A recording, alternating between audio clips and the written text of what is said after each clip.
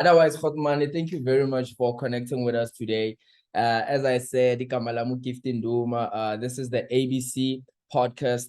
So we are pod committed on like talking about art, business, and culture. And the reason I wanted to connect with you specifically is because I kind of felt like it would be very valuable for the listeners or the audience of this podcast to learn from you as I checked your profile and we're going to be talking about it throughout the podcast. And I really, really believe a lot of people listening to this podcast are going to learn from you. So, I'm for when this cat for this podcast. Then, Yeah, no, thanks for inviting me, my guy. Isn't the hot money. So maybe just to start off and break the ice, can you please tell us a bit about yourself so that the people listening can get a context of who you really are?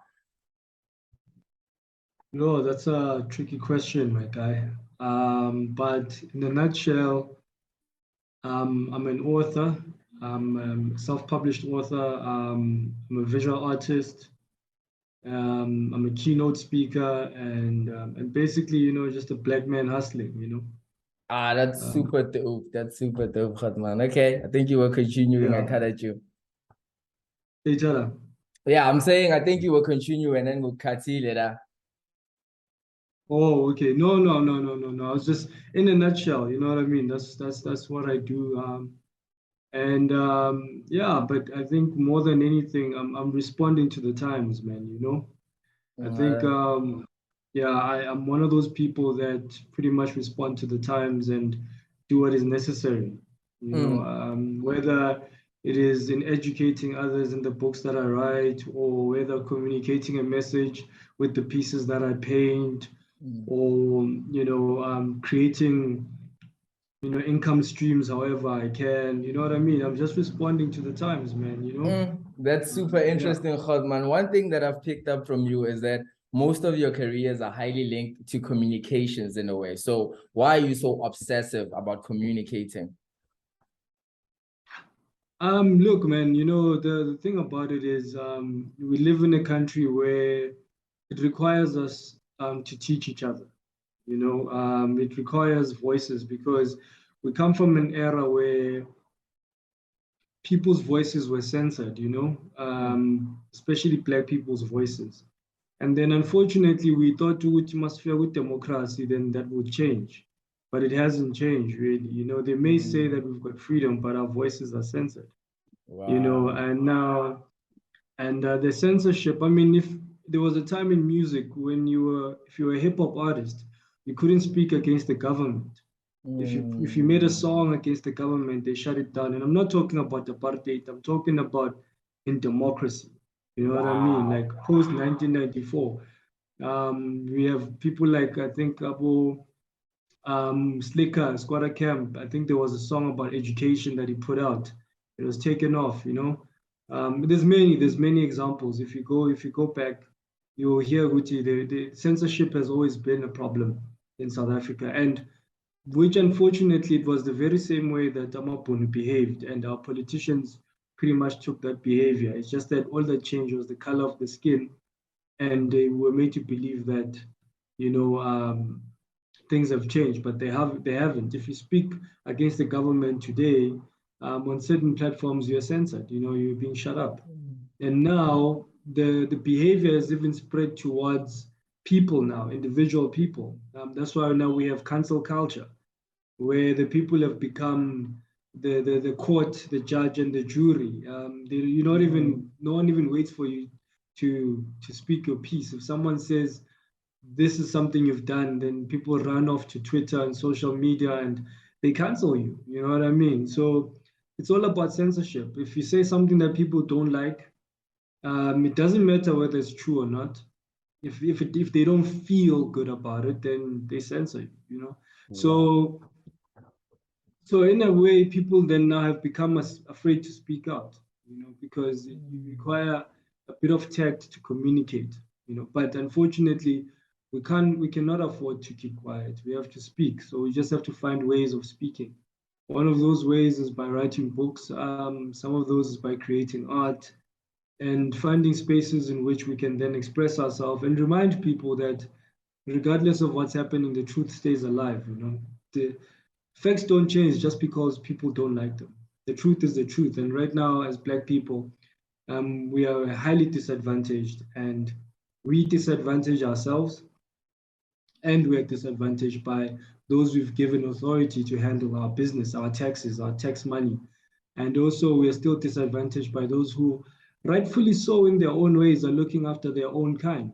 I mean, I don't blame people who look after their own kind. I'm not saying I advocate racism or anything, but I understand why white people will hire white people in their own companies. I mean, it's their family members. But now the unfortunate part is we as Black people are not doing that for each other. Instead, we're squandering funds, and we're killing our chances of building, manufacturing ideas or companies that can hire other people, and then we complain about employment.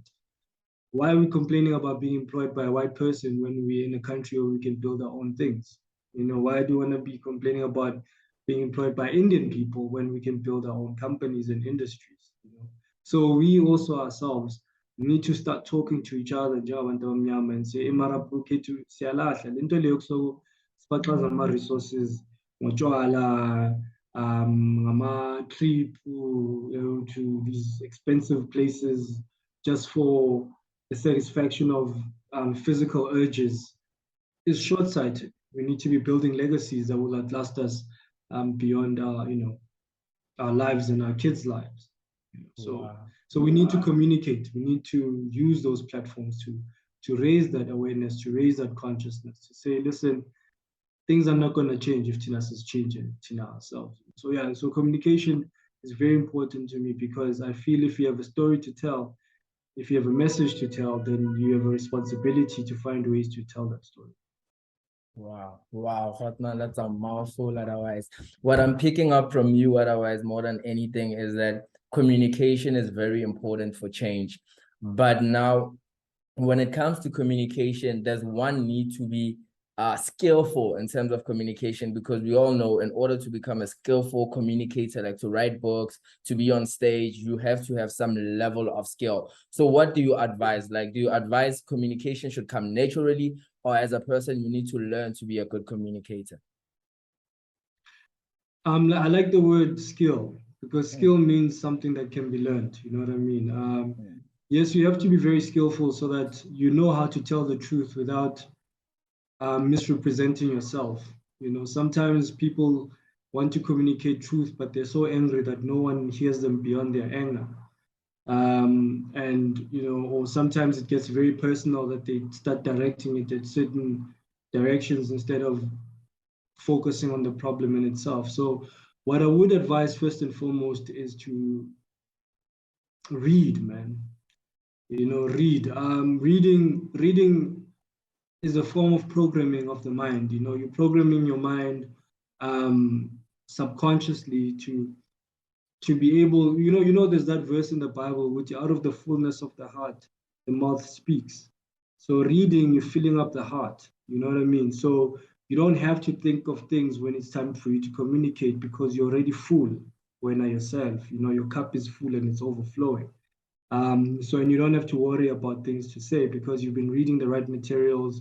You've been reading books on communication as a skill, on speaking as a skill, so that you can tell the truth without stepping on people's toes. If you want to, for instance, address a sensitive subject, whether it's racism, GBV, or whatever the case may be, if you have the language and the tools to do it, you can stand up in front of people and do it confidently. But if you don't have the skills, then uzobheda and then bazokudla bazokuhlafuna, because bamele vele ukuthi umoshe. I mean, in this country, everyone is looking for someone to make a mistake. So you don't want to put yourself in that position where you can't even defend yourself because you were completely out of line, or completely out of context, or you weren't able to build up your context properly. And that's another thing. Reading allows you to build context, because when you're making a point, it's building blocks. There's a level of foundation. When you come into a point, you have the entry point, and then you build up on it, and then you get to the crux of it, and then you get to the point that you're making. So that way, it's easily digestible in a person's head, as opposed to saying, "I want to manje," or "so." It's like, but it's out of context. No more buying and make their own conclusions about it, and then So communication is a skill that definitely needs investment. It needs years and years of investment. Yes, you can have charisma, which is the ability to draw people to you, but charisma can only take you so far. If you can't hold very important conversations, if you can't hold important thoughts, then that charisma is just going to expose you for the lack of education that you have. That makes a lot of sense. And as you're speaking, I can sense and hear that you're very skillful in terms of communicating. Since this chair event, it starts with the beginning, middle, and end, all of those things. So in your own perspective, what makes a good communicator? Maybe for like 3 points, man. Look, the idea for communication is for the person to understand, right? You're not just communicating to be heard, you're communicating to be understood. So the first thing that you need to figure out is, what is that person's frame of mind? What are they ready to understand? So for instance, let me give you an extreme situation. We all know with emotional, it's going to be fine. Eventually it's going to be fine. You want to tell the person that it's okay, but um, you can't just come to them in a space where they're in a frame where they're going through the pain immediately, and then you know right, you know what I mean? That at that point in time, that person doesn't want to hear that. Yes, in the bigger scheme of things, the truth, yes, that's what's going to happen. But at that particular time, their mind is not receptive to that idea. At that particular time, they might just want to hug. They might just need you to shut up. They just might need you to be there. So you need to understand the state of mind of the people that you're talking to, and then deliver a message that is relevant to their state of. So basically, what you want to say, filter it into where they are. So there's that saying, but you must talk to people where they are. So find them where they are and then talk to them where they are. Don't talk out of context. And it's just something I've seen a lot of politicians make a mistake of. No, I would have now. You're talking over them. You know what I mean? They don't feel understood or heard. So it's very important to know where people are, which means you have to feel the environment, feel where people are. That's why I'm often in. It's not wise to feel long because you don't understand what about bagcine sebaphoqa batekela ukuphapha abofika la uzisiphaphela awazi nokuthi isikhipha.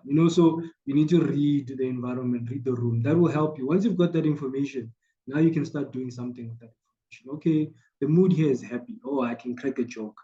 Or the mood here is sad. Oh, I can show empathy. Or the mood here, you get my point. So now you're responding to the mood. So now you're communicating with the person. The other thing is, be a good listener. The more you listen, the thing about what I love about podcasts, and I have mine as well that I kind of stop. But what I love about podcasts is that it's just a cheap way of getting educated. You know what I mean? You bring in someone, bring in another mind, you listen to them, they tell you their views, they summarize their life experiences, and you get free education by simply listening. And then Mesemo Puma, it changes your life in one way or another. So it happens even in real life situations with people. Just listen to people. You know what I mean? Listen, see where they come from, see what they have to say, and really give them a listen. And when people feel heard, they feel connected. You know what I mean? So serious, and and then they'll say things like, "Oh, you're a great person," but you didn't say anything. You were just there listening. Like, that guy is nice to hang out with. That guy, and literally because they feel connected. They feel like somebody gave them a chance to be themselves. So the more people feel like themselves around you, the easier it is for you to make more friends. The easier it is for you to be to navigate. And when you need to make your point now, now when you make your point, now they're ready to listen because you've given them an opportunity to express themselves. So that's the second point. Then what would be the third important point? Be agreeable. Don't argue. Don't debate. You know what I mean? I find that that's a mistake a lot of people make. They think conversations about being right. No, conversations are not about being right. They're about being heard. So even if you don't agree with the person, just agree on the fact that you disagree. You know, agree on the fact that okay, cool. I didn't see things the way that you see them, but okay, I hear you. You don't have to be like I'm wrong. You know, just just be agreeable. I see what you mean. I didn't see it that way, but I see what you mean. And then when they ask you, what do you see? And then you give them your point. And by that time, they want to debate with you because now you've given them also a platform to express themselves once again. You know, so being agreeable is very important in terms of communication. I'd say those are the three elements. And those three elements, if you really break them down, they you can summarize them in Ubuntu, you know, treating people the way you want to be treated. So by mirroring what you want and being that first, then people will allow you to be that, and that enhances your communication. Wow. I've learned a couple of things myself from that. And For otherwise, sure, like, I'll send you an invoice. please, I'll pay you after 10 years when I made my millions. So, No, for like, sure. as you're Yeah. speaking, like, I swear to God, there's a lot of things that you're saying that I'm like, I would die to learn this. So I think the proper question would be, number one, you said books. You need to read books if you want to be a good communicator. Two, it takes years of practice and execution and learning. Is there any something nugget that you can give us, people who are trying to be communicators, before we switch on to another topic of from communication to something else, like communication? Where can we learn it? No, I think look, man, like I summed it up when I said out of the fullness of the heart, the mouth Mm, speaks. You know what I mean? You speak what you are, my guy. And the better you become inside, the better the things you say. So wow. that's Wow. yeah, Fill your that's the heart in a nugget. way. Fill your mind and your heart with knowledge, man, and then you spit knowledge. You know what I mean? Wow. That's the one powerful advice. Otherwise, just to switch off things a bit, your core manifestos, you speak about a lot of things. I already know them, but for people who don't know, because I also don't want to assume, what's your main manifesto in a way? What's your main thing in terms of communication? What are you trying to communicate with the world? Hey, man, to be the best version of yourself, my guy. You know what I mean? I'm a fan. I'm a huge fan of personal development. Um, Formal education is expensive, but not only expensive, it's curated for you. You know, you've got someone else that's telling you what to learn. Personal development gives you the ability to choose what to learn, when to learn, how to learn it, and how fast you can learn it. So there's freedom in that, and the reason that is important for me is because if you're in a country that, njengamanje, South Africa is highly uneducated, um, highly illiterate, um, and also the systems themselves are not absorbing the numbers to be able to turn that around, it means that then the responsibilities is kuwe as umuntu to educate yourself. You know what I mean? So if varsity university is expensive, then it means that you might need to do online education. You might need to find online courses. You might need to upskill and learn how to play that music instrument and learn how to code that computer and learn how to I mean, literally, you can even learn how to fix a car from your own bedroom these days, you know, and build a car from your own bedroom. So that's all part and parcel of personal development. And you need for that to happen, you need that leonchi sagale of wanting to be the best version of yourself. You know, you need to be always trying to be better than you were yesterday. That's what's going to push you, you know, to compete against yourself. So because since a mistake, you know, if we look to compete against friends um, and society, very quickly you'll find that the people are not competitive. So once we win amongst the five friends that you have, then you start relaxing because you're like, there's not much competition. But if you're constantly competing against yourself, then it means that every time you get to the top, you're reaching out for a new plateau. So you're just going higher and higher and higher on a day-to-day basis. And you don't care how much the other person is doing because you're not competing against them, you're competing against yourself.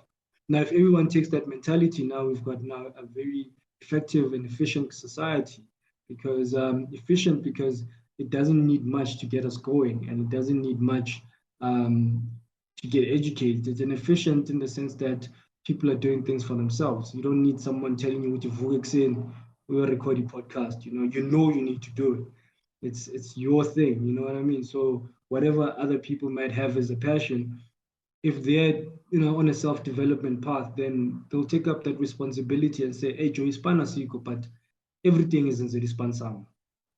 Akho la ngiqashwe khona mara ngiyasebenza everyday, ngiyasebenza. Usebenza ngizisebenza mina.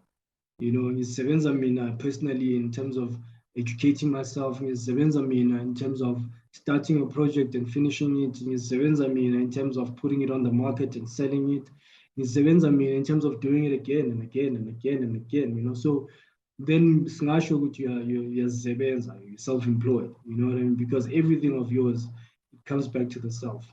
And so I feel that's something that we can teach each other as abantu ukuthi asingamelini umsebenzi awukho because asiwenzi yena umsebenzi, uhleli endlini ungawenza umsebenzi yabona, uhleli nje. I'm an author of 5 books. Ngizibhale lezo ncwadi, ngizibhale ekamereni lami nama ngisho. I want to get to that. So, wow. yeah, you know what I mean? How do you start painting? You start painting in your room. Most people with music, how do they start learning an instrument? Kamereng lao. So there's so many things that you can learn and do in your own bedroom that by the time muscle study the skill, then you can start looking for a studio, start looking for a warehouse, you can start looking. But if you ukwenza icathulo, qala endlini uzenza icathulo. Before I manufacture 100 pairs or 2,000 pairs or 100,000 pairs, you need to do that one pair. You might even have to do 10 pairs for you to get it right, and educate yourself and do courses and, you know what I mean, before you can actually get to that 100 or 2,000. And all of that can be done in your bedroom. If you understand personal development, if you understand what it takes to build yourself. So I've got a book called Reimagining Myself, and I teach personal transformation and entrepreneurial thinking. I think I have something here. Yeah, no, for sure. So this is one of the books, right? It's called Reimagining Myself. Wow. And so it's got a foreword by a lady called Dr. Mampela Rampel. Wow. If you know of Steve Biko and the Black Consciousness Movement, you'll know that she's the co-founder of the Black Consciousness Movement. Wow. So in this book, I talk about personal transformation and entrepreneurial thinking. Not a very trendy topic because people don't like such things. Things like books, and which is funny because when you talk about personal development and self-help books, you hear people say, "No, I like reading, novels and stories, and I don't like personal development." And I find that very funny because every type of reading is a form of personal development. When you read a book, you're gonna develop. You're gonna either improve in your vocabulary, you're gonna improve in how you see the world. You're gonna see the world in some other perspective. So every day we're engaging in some form of personal development, but we have a problem when it comes to engaging in conscious personal development. So I find that very funny. I find it very funny that people will tell you that, well, they're doing it all the time. They're learning all the time. But yeah, conscious personal development takes you much further quicker. Wow. It does wonders for you. So I have a coaching background, and I decided that, coaching is quite expensive. If you were to sit an hour a day for the next 6 months, like maybe once or twice a month, I would have to charge you between 700 and 1,000 rand an hour. Yeah. For coaching. That's what white people do. They have coaches. They pay money to see the coaches. What I've done is I've pretty much packaged it in a book, and I say, here's a start. You can get it for 200 rand, and you don't have to keep coming back to me. and it will teach you how to get yourself started so that you go on your personal development path. So I'm not even trying to hold you into a system, or where, how it's like church. Every week you have to keep, you know what I'm saying? You know what I mean? Like, it's income. Yeah, no, I'm not looking for that. I feel that true empowerment is about giving people the ability to empower themselves. Wow. I would say they must keep going back to the same place for replenishment. I think it's a bit of an awkward notion. So empowerment ayikho. It makes a lot of sense. It makes a lot of sense otherwise. Wow. Exactly. Wow. So true empowerment frees you to empower yourself. And that's exactly what I try to do with this book. And it's also what I do in my own personal space. I like freedom. I think a man without freedom will never know what it is to really live. Wow. And freedom means you've got choices. And of course it comes with responsibility. It's not easy, but at least you've had a taste of life. You control your time. You know what I mean? You decided what to do with your time. It makes a lot of sense, man. There's something that you said that really triggered me, that empowerment is very important, and sometimes it can come in a form of a book, because if you empower somebody with a book, then they don't need to come to you on a daily basis. There's so many people that have empowerment within them and that want to empower other people. They want to write books, but they kind of don't know how to start. So how would you advise somebody who wants to write a book to empower other people? My guy, right? It's simple to say it, like, and it's that basic. It's that basic. It's that. The thing about it is most things are like jumping into the swimming pool. You wanna put your foot in, you wanna put your toe in, you wanna test the waters. Hey, abanda kakhulu. No, again. Just it's as simple as that. yourself. Yeah, again, just dive in. You know what I mean? Like, you're not gonna write a book by thinking about it.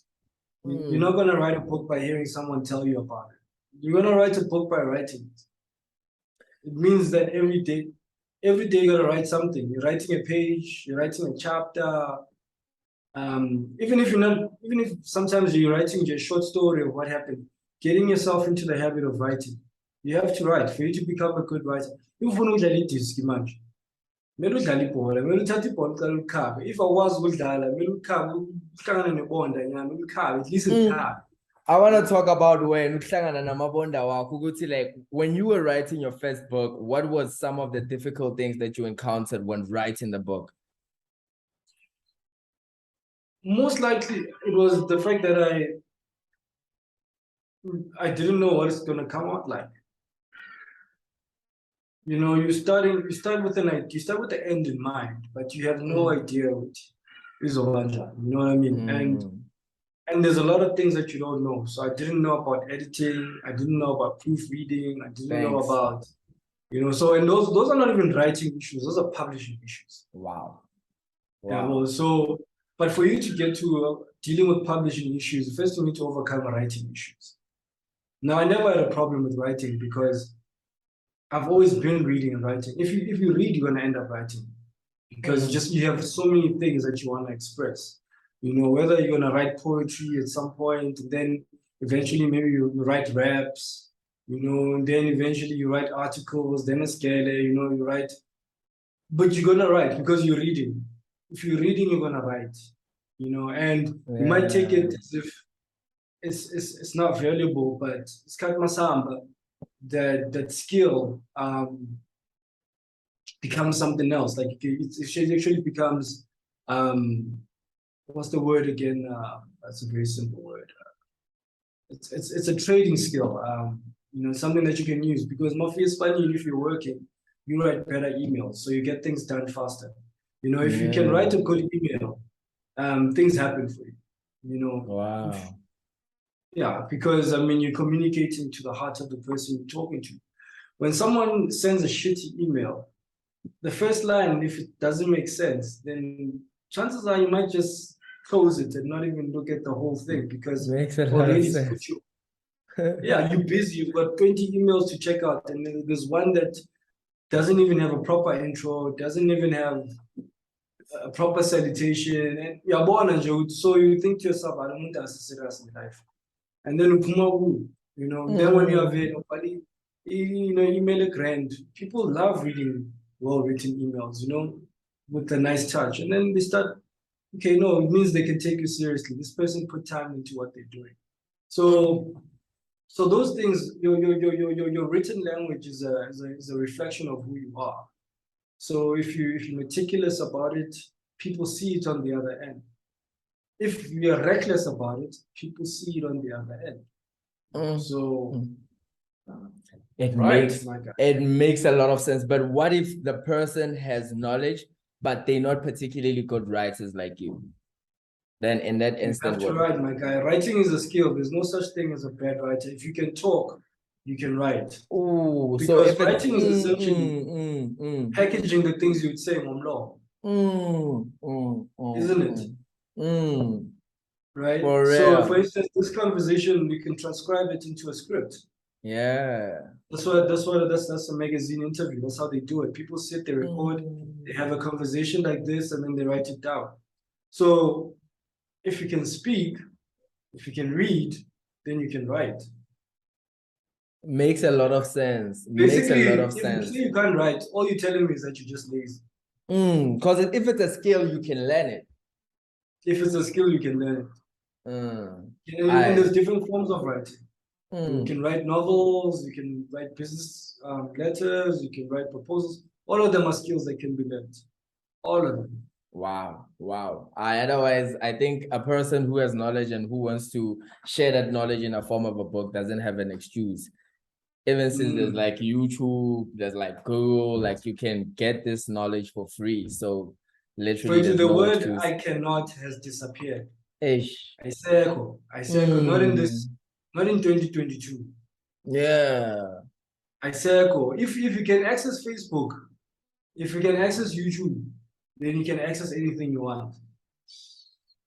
You can access all forms of education, all of them. In Wikipedia, you can access it. You can access videos, you can access tutorials. There's free tutorials. There's people out there right now that are putting out free content. Experts in their subjects putting out free content right now for anyone that wants to learn. And all you need to do is just put in a few words on that Google bar, and you get options for days. That's very true, otherwise, because some people ask, I wouldn't say stupid questions, but questions that they could type on YouTube, like, how do I start writing? What is the techniques? Exactly. And those things you can just type into YouTube. So, wow, that's an insightful. Yeah. Mara, to check the search bar, faith in kids. It makes a lot of sense. Yeah, Maruzo Kala which are access to education. Yeah, makes a lot of sense otherwise. So for everybody who's listening to this, they need to learn in a way and equip themselves with information, because information is everywhere. And it's in, you know what? Let me tell you the truth, my guy. We're in an information era. Whoever has knowledge wins. If I know something you don't know, when I get to a space that requires it, they're gonna pick me over you. Simple as that. You know what I mean? And the same with you. If you have something I don't have, and you get to a space that requires what you have, doesn't matter who I am, they're gonna pick you because you can make things happen for them. We live in a value-based society. We have to add value wherever you go. And value means that you need to be a person of value yourself. Your mind needs to be value. You have to be valuable. As a speaker, I get paid for knowing shit. I get paid for value. I come to a space and I say, hear me out. Let me tell you a few things that can change your life, or change the way you work, or change the way that your family life is, or change the way you relate maybe to your wife or whatever, and I can make it better. And for that, pay me. It's a value and knowledge-based economy. This brings something into my mind, and I'm transitioning here. Throughout history, the setup of our society has been that man brings value to the household and the woman manages the value in a way. And I just assume, Uti, that's the thing that has led to masculinity and what you talk about mostly, toxic masculinity. I don't know a lot about it, so I would love you to like please walk me through toxic masculinity and like what's going on in your head in regarding to that. Look, man, there's, anything, let me just put it to you this way, right? Anything, if wrongly used, will give you a crappy result. Anything. Doesn't matter what it is. There's nothing wrong with masculinity in itself. But once you abuse masculinity, it becomes toxic. There's nothing wrong with femininity in itself, but once you abuse it, it becomes toxic. So what has happened is that masculinity, the principles of masculinity, men then stop knowing where to to draw the line. So for instance, if you are a protector of a home, let's say part of being masculine is protecting your home, your women and your children. Your woman and your children. Then if you start now using that power that you need to use for protection to now start causing harm on them, you've already crossed the line of masculinity. You've moved from protector to being a destructive soul. Mm-hmm. If you, let's say if you're a traditionalist or religious and you see masculinity as the head of a household, and then from that head point, you stop using wisdom and you start abusing it. And it's no longer about literally guiding your family. It's no longer about guiding your kids. And now it's about just a power dynamic that you're using it. Now then that becomes toxic. If you look at patriarchy in a way, and you start now saying there's a boy child and there's a girl child, and the girl child will be restricted, but the boy child will have these things. Now you're abusing, that power that you have, or that culture that you've been given, which is supposed to nurture and make things better. It's supposed to bring the family together. So the question I always ask is, does your behavior bring you together or does it put you apart? Right? And if it takes you apart, then it's toxic. If it brings you together, then it's beneficial to the building of the family, the building of the Black family, and which is what, as men, we are supposed to be doing. But now, moving on from that, and I don't want to blame men only, because I live with the idea of we are a society. So therefore, toxic traits are applicable to everyone. So you do find toxic women. You do find people, the whole saying, hurt people hurt people. So you do find that there are women who do not also take accountability, who want preferential treatment, who think that rules don't apply to them, and they end up behaving in a toxic way, using their femininity and not knowing where to cross the line, and then end up being toxic. Some of them even end up being abusive, either verbally abusive or in some cases even physically abusive. I've had cases where I was talking to a group of young men and they asked me to Tina must shower siapi, because bona must bashaya by police station fika amaphoyisa ayithe Tina wabashaya akho umuntu osimamelayo nase police station bayakuhleka ushawa umfazi. You know what I mean? So, and if you shy back, then you become an abuser. So it's a very tricky situation. Super. Right? And so, but it needs to be addressed, because now if you're going to be talking about toxicity and cleaning it up, we have to clean it up on both sides. It can't be a matter of men are toxic, but women can get away with whatever. I think if we are a society, we are trying to rebuild the Black family together. So meaning that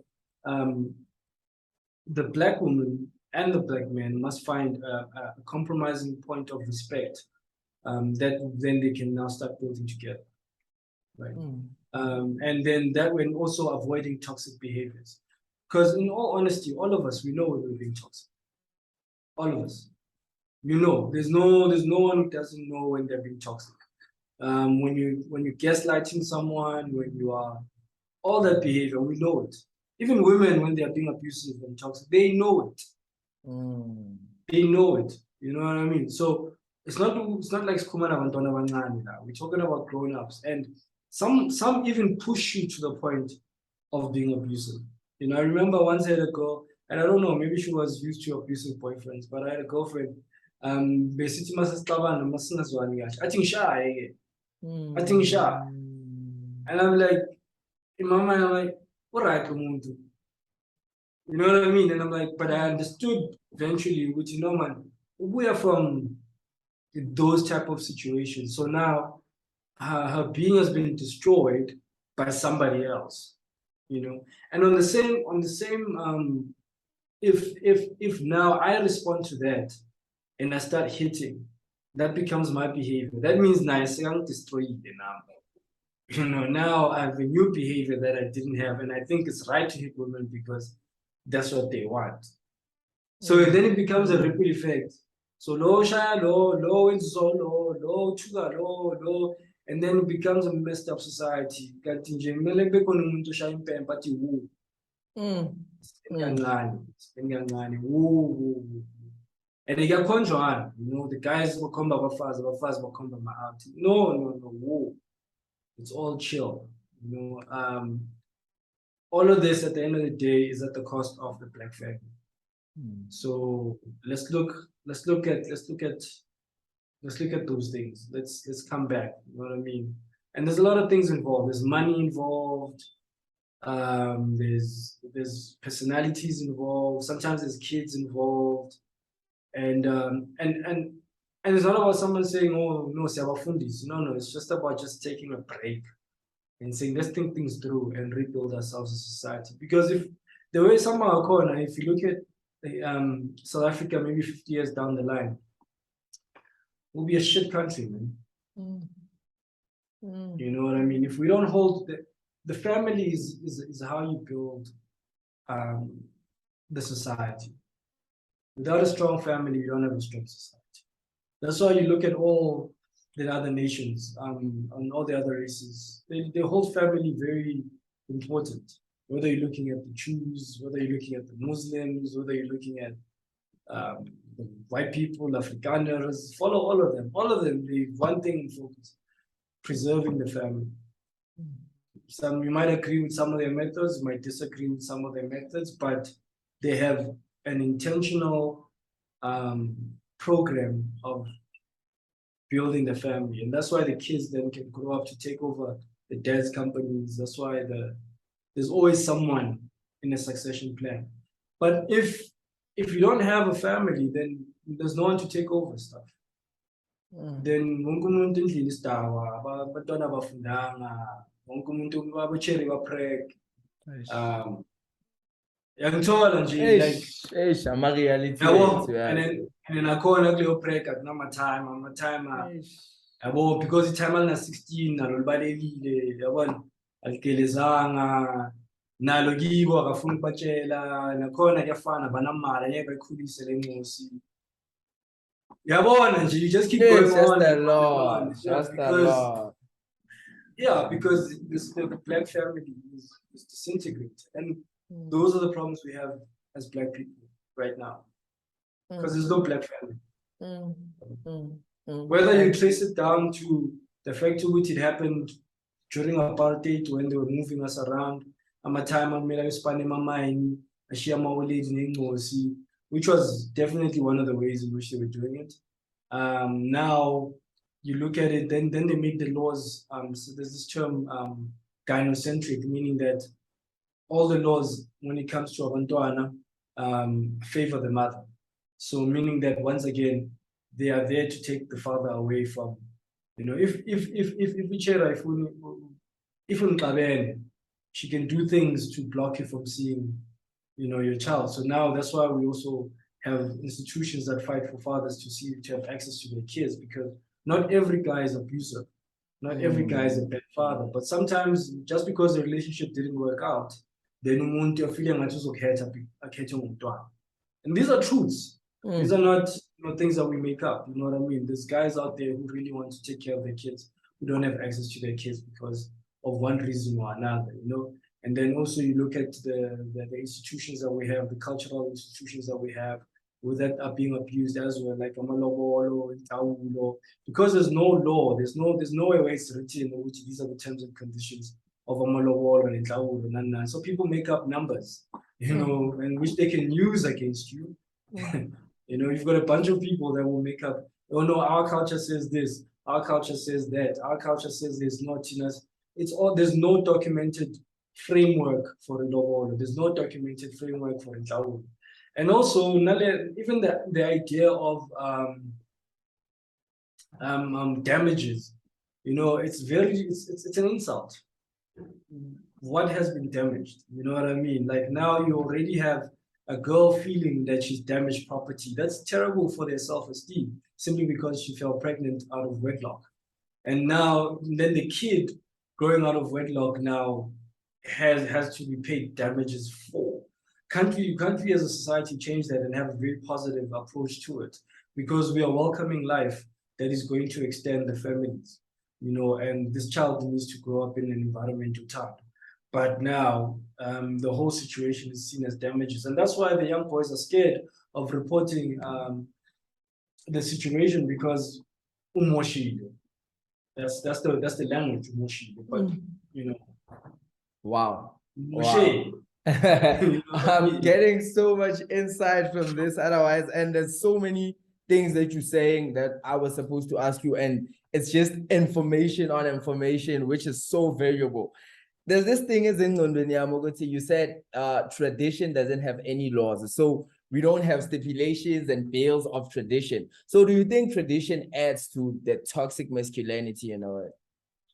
Look, man, like I said, everything, you see, when you form customary law, or when you form culture, or what ends up becoming culture, is to respond to a situation of the times, right? So for instance, back then people used to live in kraals, they used to have cows. There was a way of working for that society. So you knew what your dad would have inkomo zakho zihleli lapha ezakho zokulobola. If you've got sisters, they know ukuthi okay, now bazoletha amalobolo.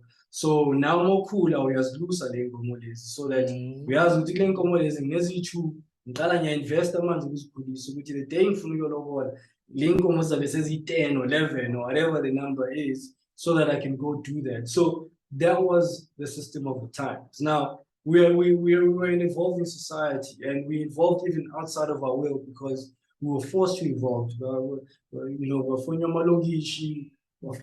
The city centers, employment came in. Now, ideally, if you're hola, then it means you're going to beg money or babaka money, so that mafunu global wins it. But now you're living in a country where there's 70% unemployment, which means now the culture is becoming fast irrelevant, meaning that the people who can marry now are about 30% of the men in the country.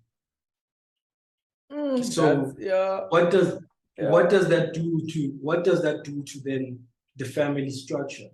If speaking a cultural perspective, that means that culture also needs to evolve to catch up to the times, because culture was responding to the times. Now it has to evolve to respond to the current times, because then there's no point in trying to operate in a new environment with old cultural practices. They're out of place. You know what I mean? Like it's like trying to run a Mac on a Pentium 1. It's not gonna work. It's not powerful enough.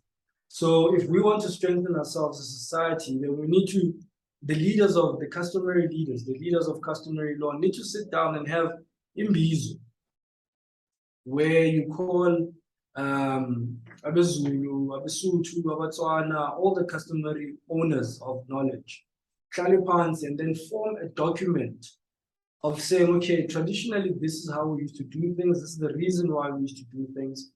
And therefore, now these reasons are being hampered by this. How then do we deal with the situation? So back in the days, kings used to do that. That was the value of kings.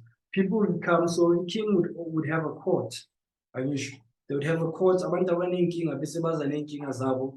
to the king. So king so spanban nimboleki imbuzi yami bemela ibuyise yena wayibamba imbuzi yabana abantwana akafuni ukuyibuyisa or uyisimbuzi kuphela akafuna ukuletha eyi-one encane so that abonge ukuthi then the king would decide ukuthi okay, let's fix this. If interest from uboleka kwemvu, then this is how much should be paid, or whatever the case may be. So that would then create laws. Even if you read biblically, that's how they used to do it. Then those become laws. Once that law becomes outdated, someone comes with a new problem, the same thing would happen. Now, in the new court, in the new law, in the Roman law, the same thing happens now. There's a law and a common law. There will be common law. But then there will be special situations where it falls outside of the common law. And then now there will be a discussion around that law. And then what the result will be then called a precedent, meaning that it's a special law that affects the law, a special circumstance. And then that precedent becomes a new law, right? So that's what needs to happen with our culture. We need to have a look and say, things have changed. How then do we create new precedents for these cultural practices and then document them so that ama-ideas wabo lapho ukuthi I mean internet is worth 120,000 ngesimisa esikolweni, then omunye 5,000. I mean, how's the girl with 5,000 supposed to feel like if lo omunye bamlobola 100,000? Doesn't she feel valueless? Aren't we creating problems? Then no manje 100,000 say manje she's this thing that's untouchable, and then she gives the guy a headache instantly because she feels that she knows her worth. And all she needs to do is be in a relationship and be a good partner. But no, there's a worth that has been put to her name. There's a number that has been put. She has a price. You know what I mean? So those are things that we take them for granted. But we have a high divorce rate in this country, over 50%, my God. Where do you think it comes from? It comes from the very laws that govern marriage in the country, that govern customary marriage, that govern relationships between men and women. Women now are earners, and I see we're almost running out of time. Just in wrapping up, women are earners, my God. They're earning money just like men. They're educated by the same books that we read. They're educated in the same classrooms. They have the same opportunity, but then they're going to turn around in a marriage and say, we are both earners, but we're only going to use your money and my money, I'm going to keep it. How does that work? So also it's a cultural thing that needs to be turned. There's people, and then you find the wood here now, the girl will then start spending her money, where now you spending your money on her. So meaning Guinea, you're not progressing. Guinea, you can't fix things. You can't even help your younger siblings because you're busy sorting her life out and she's sorting her family's life out. Where's the balance in that society? It's a transfer. For me, it's an unfair legal transfer of wealth. Unreasonable transfer of wealth. You know what I mean? So those are things we need to look at. Why do men fall into depression? Why do men commit suicide? The highest rates of suicide are amongst men. And let me tell you, once you've killed yourself, she finds another boyfriend and she moves on. So we need to look at those. We need to look at those honestly and say, listen, how is culture participating in men killing themselves? In saying, how is culture contributing towards the detrimental mental health of men? So definitely culture is a contributor when it's abused and when it's not straightforward as it is in South Africa. Wow, that's a mouthful. Just to close it off, do you think what you spoke about, Uguti, traditional leaders coming together and starting to change this tradition, do you think it's something that might happen sooner, or is it something that will happen? It's overdue, my guy. It's overdue. They should have done it when South Africa did its first constitution. Because they were called, the Council of Traditional Leaders was formed as a result of the constitution. So it was supposed to be something when the constitution was being documented, they were supposed to then come and say, because customary law is recognized by law in South Africa. So then therefore it should have been documented then. It should have been revised. There should have been already a conference of sorts, and there should have been steps towards documenting all this thing. But instead, what happened was all that was done is that they discussed salaries, stipends, and land issues, and that was, I don't know what else they discussed, but what pertains to us as just normal people, it was never touched upon. And as a result, we have a decay in society because we have things that affect us legally. I mean, a customary marriage is recognized by law. If you washata on customary marriage, divorce court.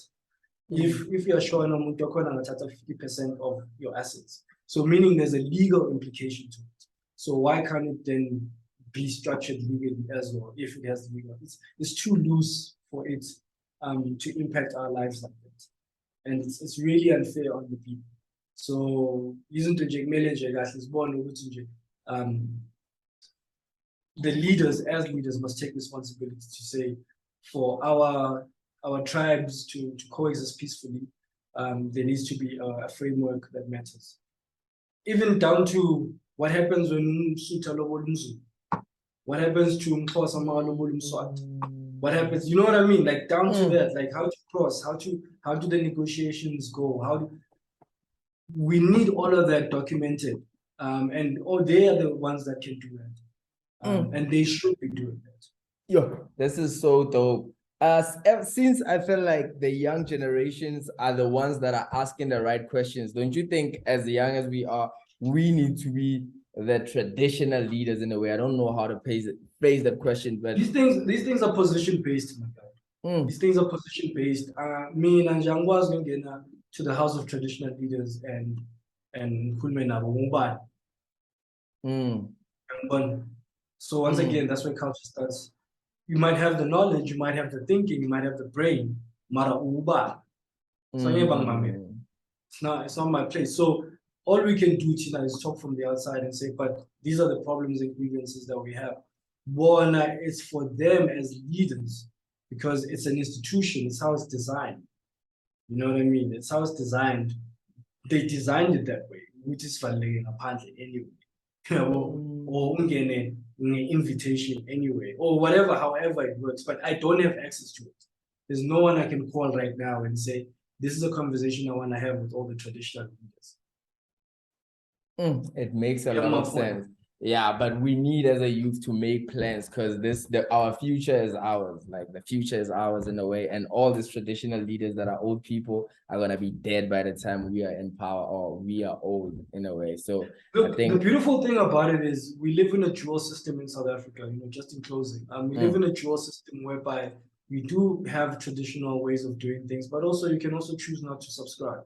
You can subscribe to just the constitution and live your life freely. You know what I mean? It's a constitutional right that you have. You can simply say, if when you decide to singende, siyahamba siyosayina, singenda wazamalobola, singenza zonke lezi zinto, family yethu siyayibona, bazaqina, bazaba strong. There's people who've done that. There's literally people who've done that who say, we're going to build our home, we're going to get married. Laba abanye bazaba strong culture wabo, because they're not even supporting your culture bafuna ukuthi uyenze. Makumele ulobole makuthiwa 50,000 bafuna iphume kuwe futhi. Umshado loyo makumele ubhadalele leyo mali iphuma kuwe futhi. You know what I mean? So financial abuse in a way. It's abuse, man. You know what I mean? It's abuse. But then bazothi no, it's to show which window. No. I think there's other ways of taking care of your family, which is on a day-to-day basis, and not you keep it and touch it loan 50,000 or 100,000 just so. And I think we need a podcast episode for Linda Valley of loans being taken. Pressure in a sense, we are from our culture that is not responding to the times. We need to talk about it. Talk about it. Otherwise, I had the most dopest conversation with you. I can feel now I'm going to have an abundance of questions, and I hope this won't be the last conversation we're going to be having, man.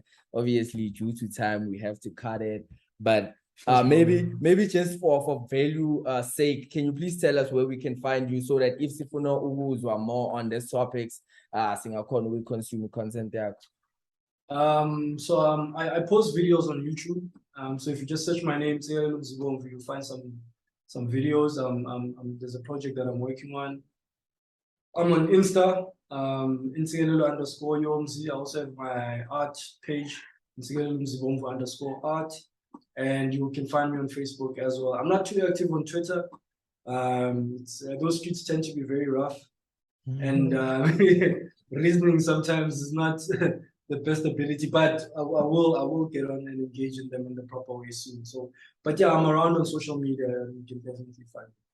Okay, otherwise time is up. So thank you very much, Ntsikelelo. I really, really appreciate this interview. Tell Kiftan and your Ngibonge kakhulu that man. Ube grand otherwise. Sharp, Sharp, sharp.